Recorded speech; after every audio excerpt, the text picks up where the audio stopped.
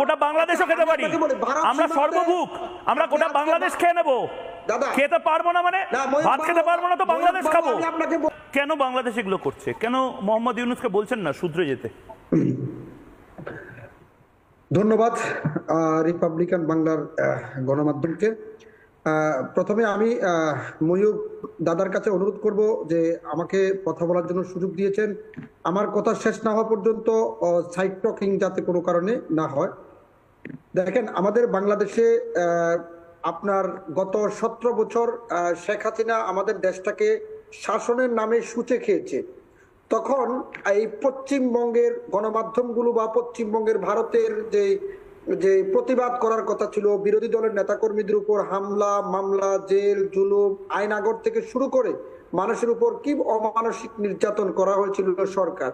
কিন্তু গত 17 বছর এগুলো করার পরও ভারতীয় মিডিয়াগুলো থেকে আমরা কোনো ধরনের প্রতিকার পাইনি, কোনো প্রতিবাদ পাইনি। কিন্তু যখন কবে স্বাধীন হয়েছে 70 বছর কি করে বলছেন?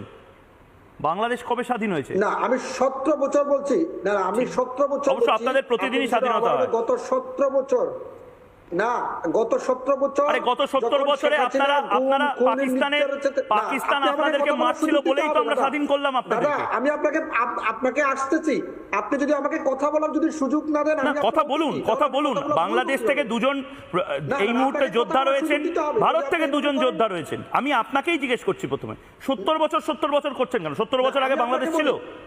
এখানে কিছু লোক বলছে যে আর রাজ্যটার নাম পশ্চিমবঙ্গ নয়, রাজ্যটার নাম পশ্চিমবঙ্গ। না না না না, আমরা যেরকম পশ্চিমবঙ্গে থাকি আপনারা থাকেন পূর্ববঙ্গে। এমন পরিস্থিতি করবেন না, পূর্ববঙ্গটাও ভারতের একটা রাজ্য হয়ে যাবে। সেই রাজ্যের মুখ্যমন্ত্রীর নাম মোহাম্মদ ইউনূস বর্তমানে হয়তো হবেন।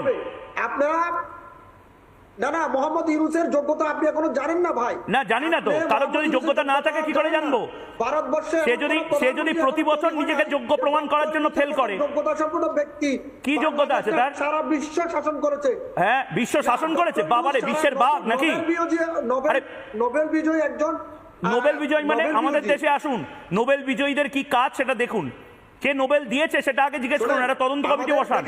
আমরা গত 2 থেকে 3 মাস আপনাদের সাথে চুক্তি বন্ধ, পশ্চিমবঙ্গের সাথে যখন আমাদের বাণিজ্যিক লেনদেন বন্ধ করেছি তখন কোথায় বাণিজ্যিক লেনদেন? চালটা কে দিচ্ছে?